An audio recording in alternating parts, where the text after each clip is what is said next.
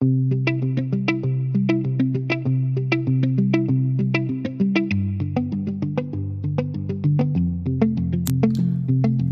back to another episode of Africa's Big Switch.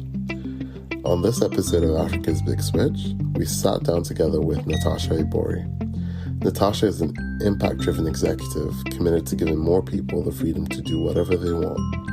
She co-founded Uwana Energy, a clean energy management platform and marketplace to help people seamlessly transition to clean and affordable energy. Natasha has worked across 4 different continents in different roles, at least to our knowing, and in one of them, she supported a climate fund in allocating $1 billion to projects that either transitioned to clean energy or supported the clean energy transition. She's a director of arts in medicine, and she's a graduate of Northeastern University and King's College London, and is fascinated by anything with the prefix alternative.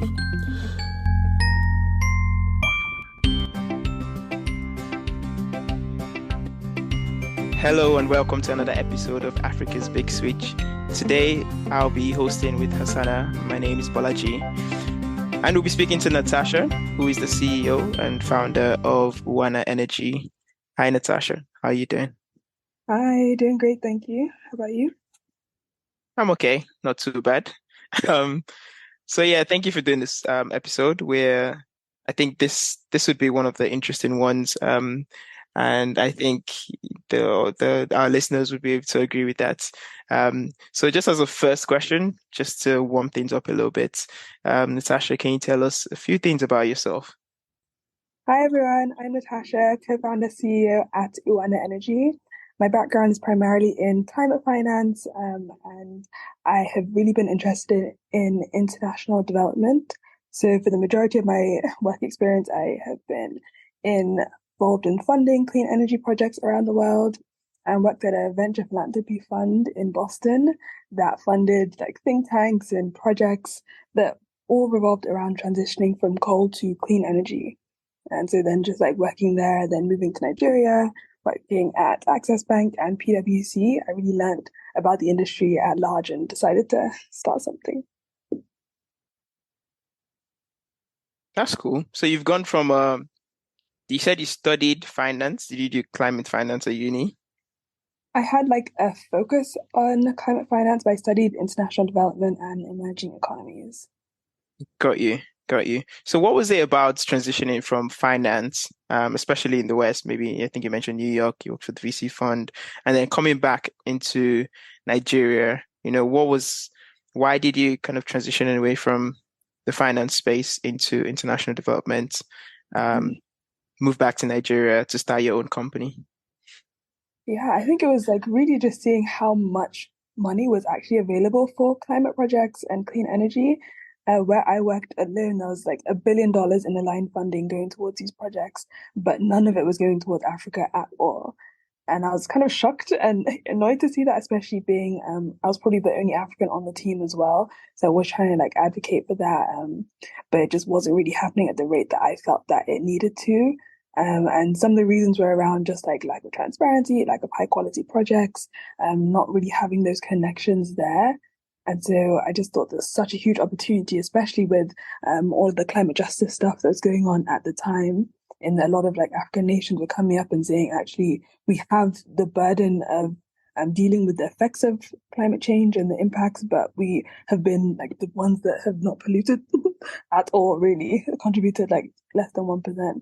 So it was just a huge interest of mine. I just thought, there's no better time. And also all my colleagues are really excited, they're rallying, let's do it.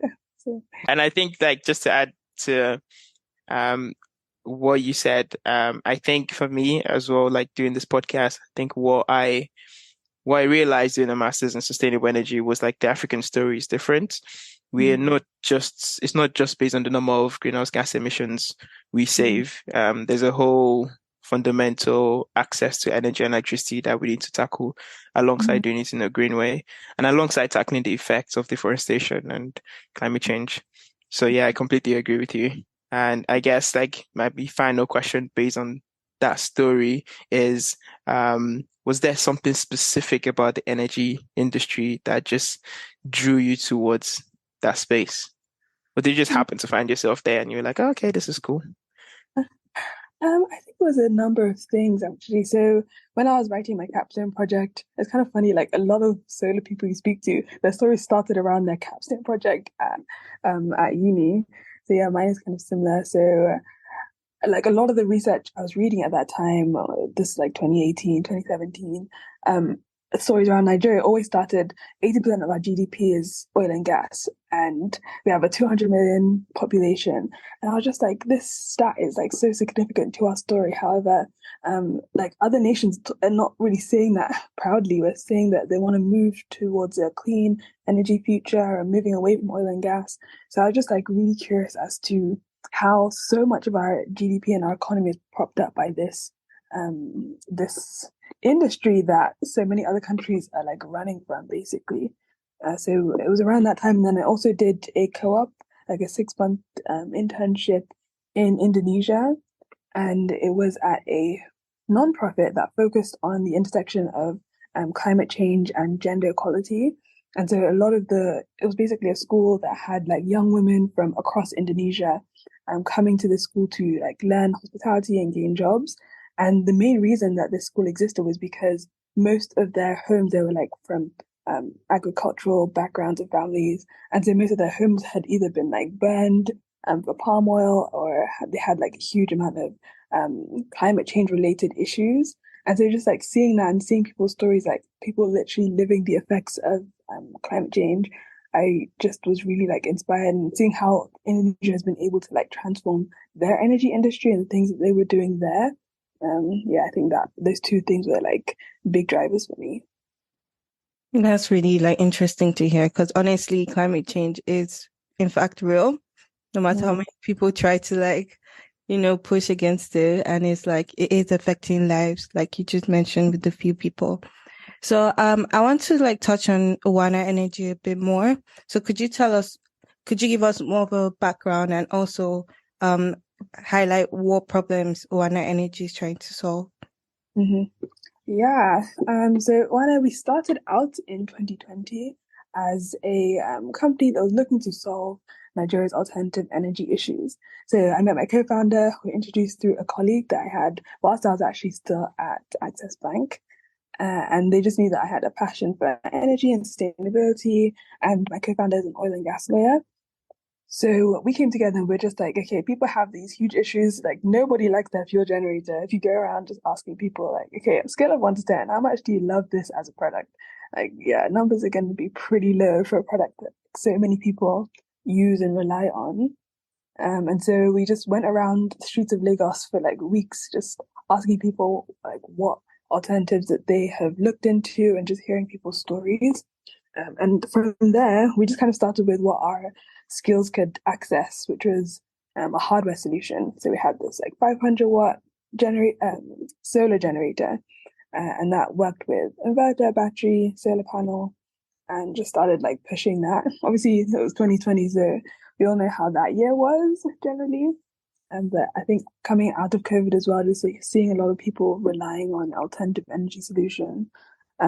People wanted like even more than what we could even provide. So we started providing much larger systems, and we just found that a lot of solar companies would do this similar thing of like people saying they wanted something bigger and just trying to like run around the whole of Nigeria trying to service these requests. But we just felt that it was actually quite inefficient. So we then pivoted quite recently, just a few months ago, to this software solution that connects people from all across Nigeria to the best solar solution for them within their locality. That's honestly amazing to hear.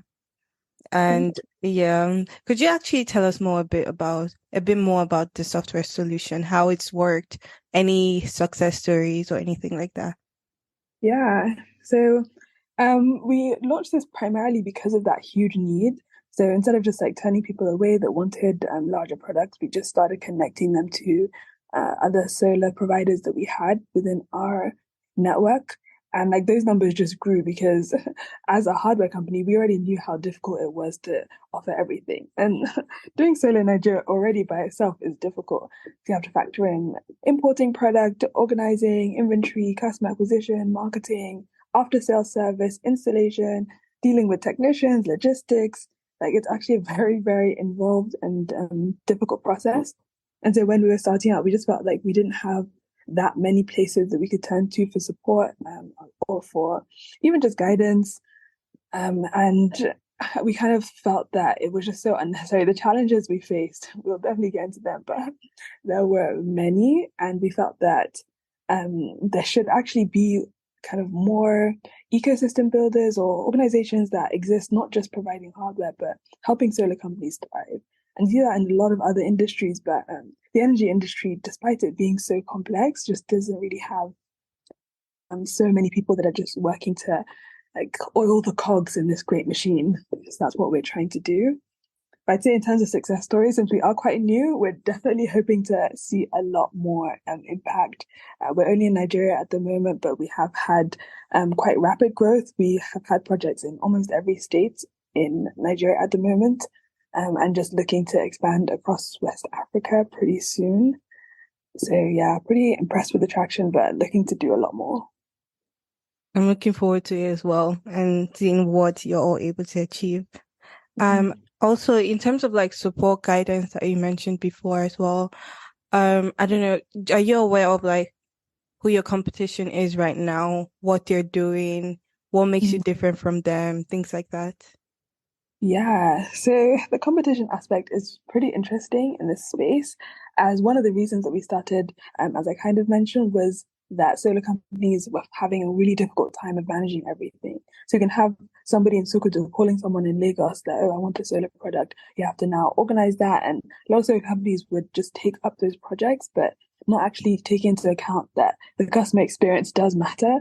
And so it's quite unfortunate that like a lot of people have had poor experiences with their solar providers. And so there are some companies that came up to try and offer different services to help solar companies and help end users. However, they haven't actually been able to scale so quickly. And I think it's still an issue of these companies are not specializing on what they are actually very good at. So we had recently one of our potential competitors just turned into more of a partner. So they're providing financing for their solar solutions. That was a big part of our initial offering when we had hardware. We did easy solar on credit. So you can pay for your solar product within 3 to 12 months. And that really helped us gain like a large share of the market. And so we still do that. We still provide the credit option. But also like our financing partners, they also said that they do like marketing and support for solar companies, but they just were not very, very strong at it. And so what we just said is that you're really good at providing credit. Let us help these solar companies with the customer acquisition and the marketing side, and we'll send them over to you for anybody that wants credit. I think that's just been a really great way to do it. Instead of just like, the market is so large that we don't need so many people all doing the same thing. Like a big part of what I preach is just like batch production versus assembly line. I tell a lot of the solar companies I speak to about this, like something I learned in A-level business, which is just around like you can really maximize efficiency by focusing on what you're good at. Like the analogy is when you're cooking dinner for a family of 5, it's like imagine every single person just cooking every part of their meal for themselves and not for everybody.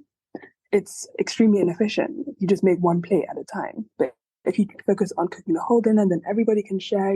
One person does the chopping, one person does the dishes, the other person does the plating, whatever. It just revolutionizes the way that things are done. Interesting. And I think so when we first met, I think it was around COVID. It was 2020, 2021. And I think that's when you had just started Uwana Energy. And I think you were more focused on, your company was more focused on the hardware side of things and production. And that's what you kind of mentioned. And I think, now reflecting back or in hindsight, you kind of realize that, well, because of these issues like logistics issues or the inefficiencies in the market, it was a good time to pivot for Uwana Energy to pivot into a more, should I say, an online market space, solar marketplace to connect almost like an integrator to connect buyers and sellers to the right deals. I think my question from that is maybe it's from a more personal perspective, because I've always been curious to know when founders know it's the right time to pivot. So for you, when did you realize that these challenges were, it's no longer about the motivation to continue, but it's time to pivot into a new idea and maybe leverage more of our strengths, or you identified a different niche? How did you know when it was time to pivot? That's a good question. It was actually a pretty difficult choice. I think I'm really proud of my team, and I think I have one of the best teams for this work. So just having those conversations and realizing um what their issues have been with dealing with customers directly and how we can serve them better, I think that really helped. Especially because like when we started, we did that like very startup thing. We didn't start with a solution, we started with the problem. And we said, how best can we solve this problem? So with the resources and the skills we had when we started, we found that the hardware solution was the best way that we could solve that problem at that time. But then as things shifted and people were actually like pulling this software product out of us, it really came very organically. So we had already started like matching people across the country to solar providers before we even monetized it and had a platform. People would just call us from all around the country, and we would just be spending our own like time trying to find them a provider next to them. So when we found that we could actually like monetize this and solar companies really needed this service and it's something that they would pay for, we just decided to make it a lot easier for them to access it, build the platform, and we're still building that out. Like I think what you've seen so far is just the MVP, and we're just about to roll out our version 1. That's cool. That's really cool. And for the solar marketplace now operating at that market side of things, what are some of the things that you've seen in the market? So for example, are there a lot of players? Are there people doing, like, what are people actually doing? What kinds of businesses actually exist in terms of the types of solutions out there? Because I guess now looking at things from a more macro perspective, you're beginning to see different things that I guess being focused on a specific product might not have allowed you to see. Yes, definitely. It's definitely been so interesting, even just seeing the variations in how businesses operate from state to state, and how customers engage with solar companies and engage with businesses has been really, really fascinating. I think one of the like biggest things that we've seen, especially the two main states that we started out with, was like southwestern states, so Lagos was the state, and then we're in the south as well, like Delta, Edo state. And I think one of the big differences we've seen with those two regions has been in like the south region. They are very keen on us having like a physical office and a place that people can go to engage with the agents or with the product itself before buying. And I think that like came with a huge amount of challenges for us. It's just having like physical assets is always tricky, but then having an office that has physical assets is even more tricky. And yeah, just trying to like balance that request and like just seeing what's feasible. Because here in Lagos, when we started out, we didn't have many requests for people wanting to see us physically because the product, they already knew how it worked and they knew that they needed it. So people would just send us like cash outright without even seeing the product, hearing from us. Then they'll be calling us like, hey, I just sent you money. When are you coming to install? But in different states, we don't have that same experience. And it's actually things like this that we really want to like capture these learnings and kind of publish them and have more data around how people can start solar companies or energy companies. And we really want people to be able to learn from these challenges we faced or these like nuances that we've seen in different areas. But I think we had like a number of challenges. That one, and like the one around getting an office in different areas. We would have an office in like every LGA if we listened to our customers, honestly. But it just is not so feasible. So just trying to like figure out different distribution strategies that don't always revolve around like being there physically. That's really cool because, when people think about doing business in Nigeria, they often just think about Lagos. But understanding that even from a state perspective, things are slightly different. The way you do business in, like you mentioned, Lagos or Ogun State might be different from the way you do business in Delta and Edo. And what's actually funny is that you guys pivoted from the hardware and now guys are asking you where's the hardware, right? Um, which I find funny. But I guess looking at things from a lessons lens and a problem perspective, um, what would you say has helped you along the journey? Like, who are the stakeholders that have really impacted Uwana Energy in your growth, or maybe from a personal perspective or personal support, in line with building Uwana Energy? Yeah, I think for us, we're really big on partnerships. Like I kind of mentioned around the competitors, it's like we turn one of our potential competitors into a partner. And so having that credit partner has been absolutely essential. So before, a lot of people would just have to buy their solar product outright, and they wouldn't really realize that um, it's only expensive if you don't have the credit option. You can now spread out. There's some companies that even do 0% upfront. You can install and then start saving money, and then you can repay the lender back or the solar company back. And so, yeah, credit partner has definitely been number one. And then our distributor partnerships. We have a number of distributors around the country for our hardware, and we're looking to kind of replicate the same thing for our software solution, getting people to use the platform across the country, and just like getting the word out there that like solar is actually accessible and it is for you. And then I'd also say our marketing partners. So when I first started, because I had worked in communications a little bit before, my co-founder and I would always squabble because I was like, don't worry, I can do what's marketing. It's just post flyers. It's just, Google ads. It's that kind of thing. And I always wanted like a huge budget to just be doing like, okay, yeah, let's do a film, let's do TikTok. And I just like got very excited about the possibilities of creating content around energy that you don't see so much. But here we're just like, relax a little bit. Let's actually get some like great hands on board. And I think that was definitely some really good advice. Like there are professionals, there are people. Marketing is not always so easy as people make it seem. Like it's not just running around having fun. There's actually processes and metrics and ways that you can execute that work directly for your target market. So yeah, partnerships is definitely the biggest help that we've had. 100%. And honestly, like you said, marketing isn't actually easy. Like when the results come out, it looks nice, all of that. But then the work behind the scenes is like, it's insane. There's a lot. Yeah, I just want to ask you both, like, what has been the most exciting thing that you've seen out of the like energy landscape in Nigeria recently? In Nigeria, right? Yeah, or even Africa at large, actually. Like, what's the most exciting thing you've seen within the energy space? Can be clean energy or not, or clean tech within Africa, apart from like Uwana Energy, obviously. What I've noticed recently is, and this is just from conversations with my friends and what I've seen on the news, is that people are paying more attention to Africa. People are paying more attention to, and people in Africa are paying more attention to renewable energy.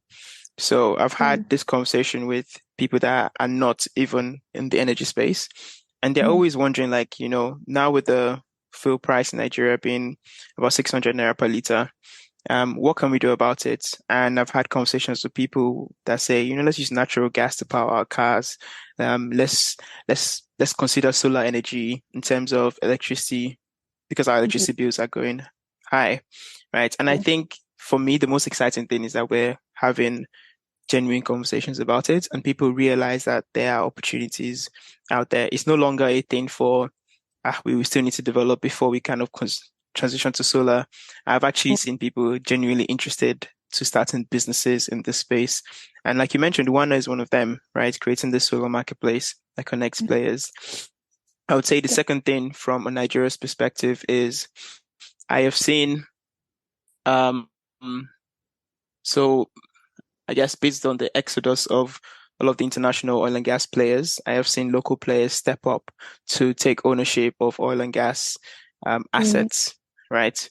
And Dangote's refinery is out there. It hasn't started operating, but building one of the largest refineries in Nigeria is something that we should have done maybe 30 years ago.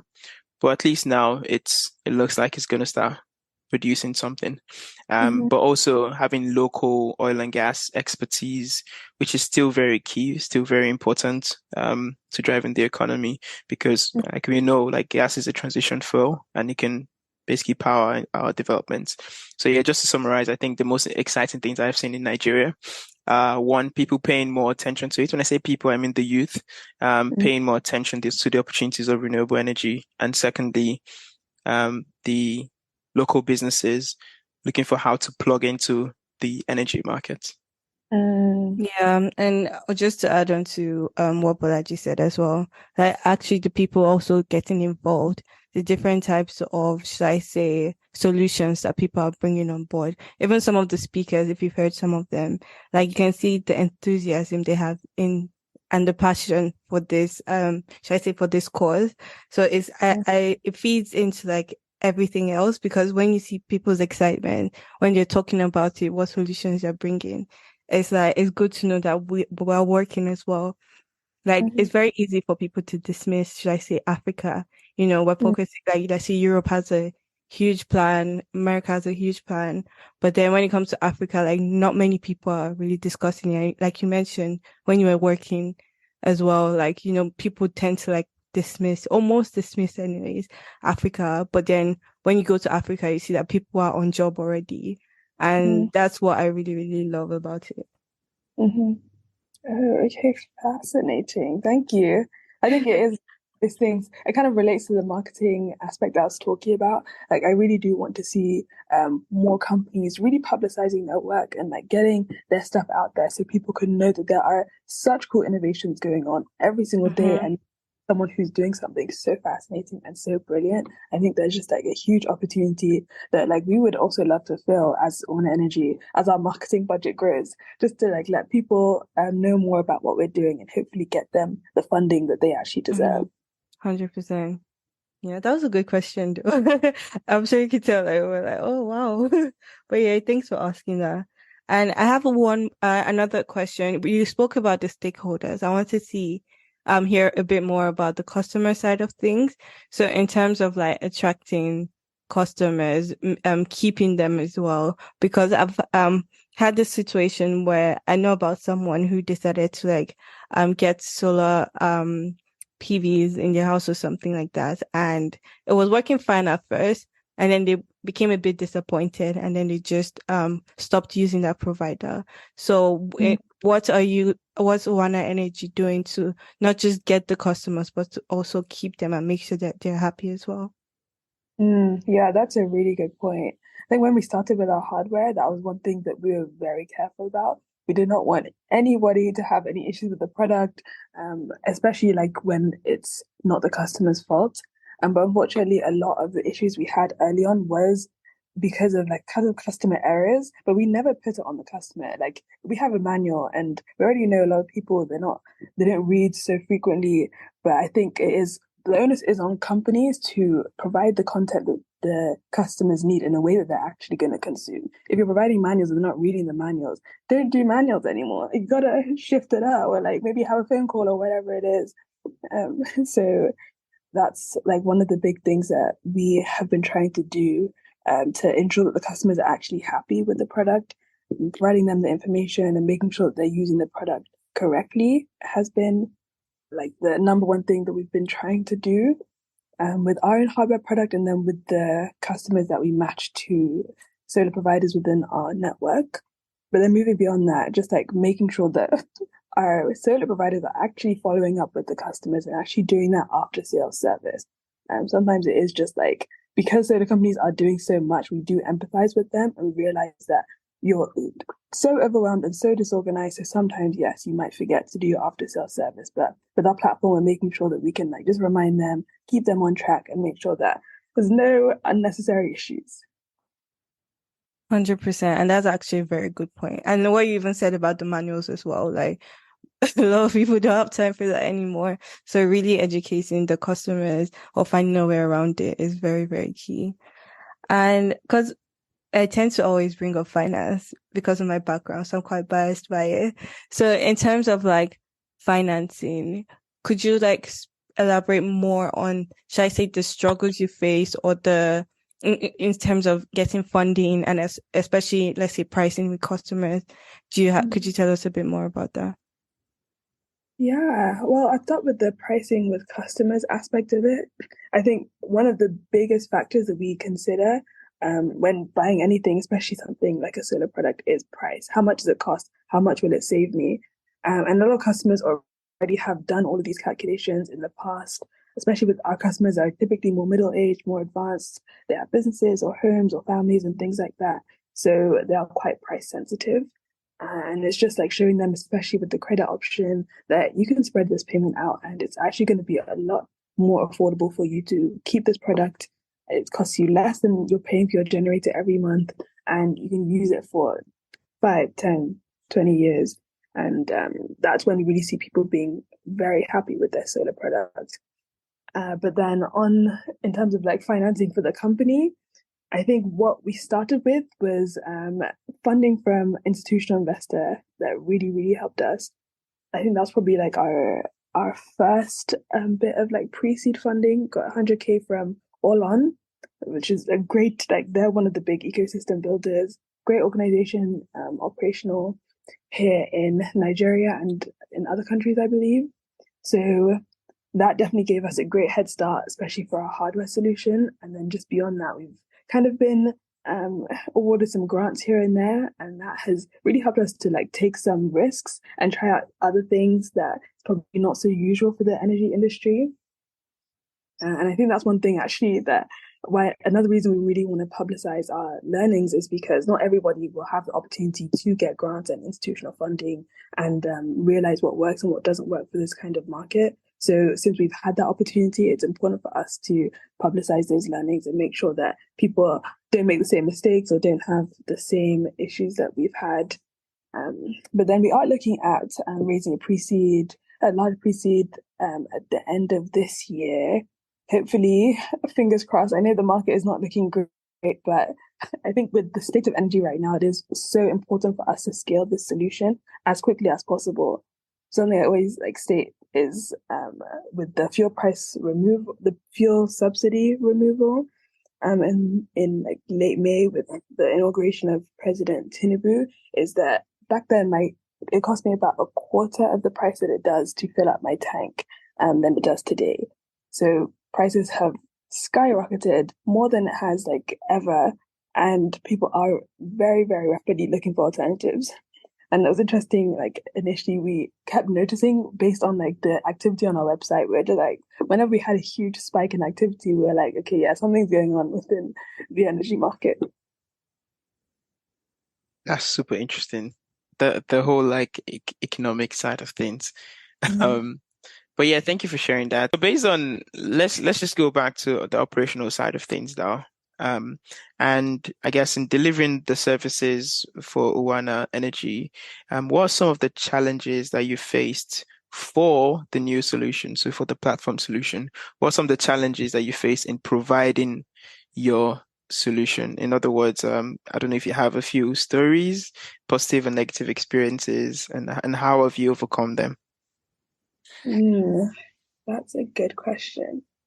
I think one of the challenges has been I am not technical. My initial co-founder is also not technical. So trying to build a software solution when you don't have that like foundational knowledge has been a little bit challenging. But I would say we only built it because our like manual process was just too long, and we were not able to provide our end users with the product that they actually needed. So that's one of the big advice that I always give, and like I also take. Like we're very slow to build out the software solution because we just wanted to make doubly sure that we could not continue doing it manually, and that's why we needed the tech to solve people's issues in a lot more efficient way. So yeah, I think now having to like transition, becoming a tech girly, looking up all this product management and actually trying to like learn a little bit of code. So I'm not so in the dark when I'm speaking to our engineers has been like a big uphill challenge. But in terms of usage as well, sometimes because you do have to put in some of your details into the platform, like you have to let us know where you're based and what kind of appliances you use in your location so that we can actually provide you with the most accurate recommendation. So recommendation is based on your personal details. And without those, we can only give you kind of like a general quotation, which is very similar to what other people are providing.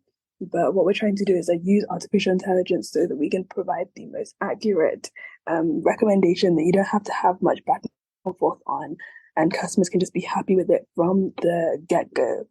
So yeah, getting people to like trust us when we're a little bit smaller was a bit of a challenge, and it still is in some regions. It's not so common for people to just like scan a QR code and then submit your details, despite how much we kind of highlight, don't worry, it's safe. We're not using this for anything beyond just getting you the best recommendation within your locality. Yeah, and sometimes less is more. Especially when you're dealing with people who don't really understand the information you're asking for. So maybe asking for just your name and your phone number as opposed to asking for a bunch of different things.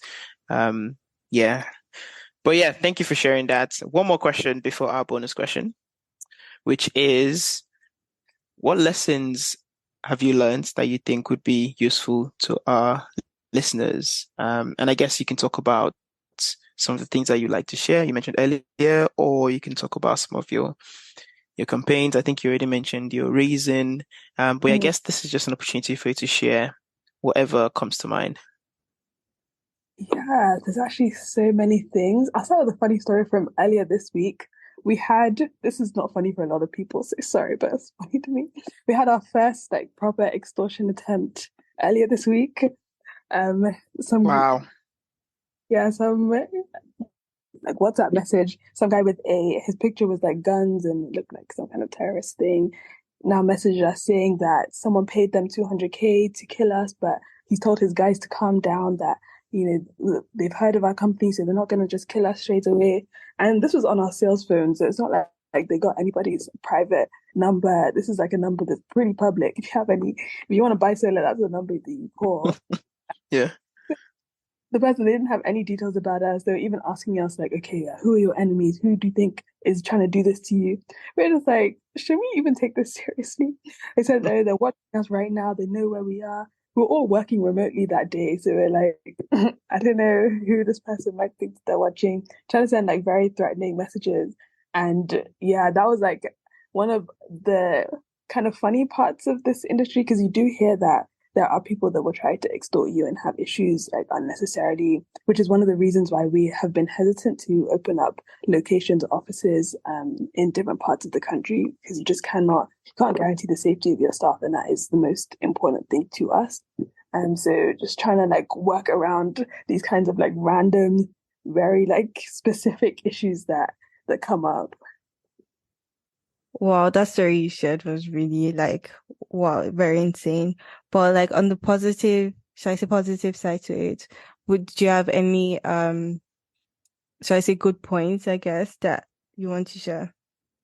Yeah, I think the energy industry is amazing, and part of the reason that I've been so passionate about it all these years is because of the things that you see people doing once they actually have access to something that a lot of people around the world take for granted, which is just having access to stable electricity, so your internet doesn't go off, your lights stay on, your sewing machine, whatever it is, so you can just kind of, survive and have like a happy and healthy life.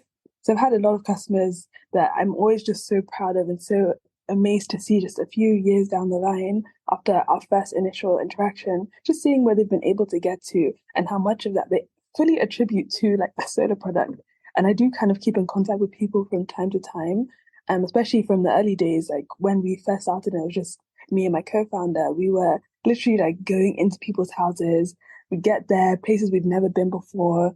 One of our very first customers actually was a referral. We hadn't had any ads. We didn't even have like a social media channel or anything. I just told a friend of mine who was in the energy, especially environmental space, that we're starting this company and we had some products available. And she just called one of her friends the next few days. We installed for him. He was an accountant. He worked remotely. And we got to his place, like I think it was past Chevron in Lagos. And we got to his place, never been there before, never seen him before. And we're just interacting like friends at that point. And we like took our shoes off, we're sitting down, he offered us drinks. We're taking pictures. We're all so excited and so like buzzing for this kind of solar installation and he lived in a new estate, so a lot of his neighbors also didn't have access to energy. And just seeing like the neighbors rallying around, just being like so curious. Someone said they saw the solar panel, they're like, oh, is that a door? People are not always like so certain what it is, but they're always so excited. All the neighbors were coming around, they were helping out, carrying things. I barely did anything that day. And then like soon enough, a number of his neighbors now called us back that they also wanted solar solutions. And then just seeing their progress now it's just like they've all been promoted. They've all like for the most part really thriving. And a lot of that they do attribute to just having like constant access to energy. So these stories are going to be coming out shortly on our social media pages. We want to do like individual customer profiles and just like really highlight the difference between like their expenses, their lifestyle from when they were just using their generator or they didn't have any electricity, any alternative electricity source till after. Thanks for sharing that. That's good to know that like this is happening as well, and the growth as well that's happening for the customers. Yeah, a lot of growth. So really, really pleased with that. Okay, so I guess to end the episode, there's this question we usually ask, is a bonus question, and it goes: if you were to travel anywhere in Africa on an all expense paid trip, where would it be and why? Ooh, that's a great question. I think for right now, I would go to Nairobi because I've never been and I hear so much about the startup scene there. It's really vibrant. There's so many people building amazing things. And I from what I've heard, I love the culture, the people, and it seems like they're very, very different. I know they have like within their national grid, it's like predominantly renewable energy. So I'd love to meet people who've like worked on that and just see how that plays out with private sector organizations.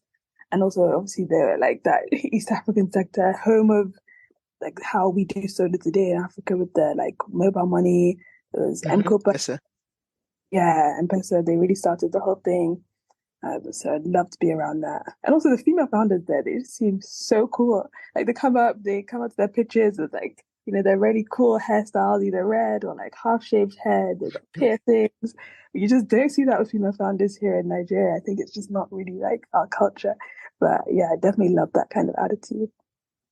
Nairobi, Kenya, that's exactly where I want to be as well. Hopefully next year. And funny you say that because I feel like every Kenyan, obviously I'm just generalizing, but I feel like a lot of the Kenyans I meet have a bracelet with the Kenyan flag on it. And it's just a level of patriotism that is crazy and it's admirable at the same time. But yeah, thank you very, very much for joining us today on the podcast. I hope you've enjoyed this because I have. Yeah, it's been really, really great. Thank you so much for having me. Thank you. This has been very insightful.